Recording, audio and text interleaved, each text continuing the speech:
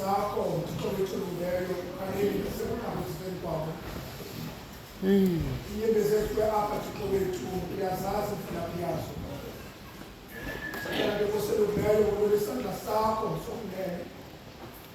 uthixo zonhliziyo koselungileyo ezililayo ezophakathi ukholise wena njengothixo uthembile thixo azange inkosi usidanise yiyo lonke koselungileyo sisinamandla ngawakho nokumalisa thixo ngobakho masikelele ke Nkosi bezawubuyela endaweni abahleli kuzo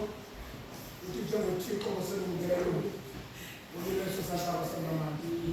egameni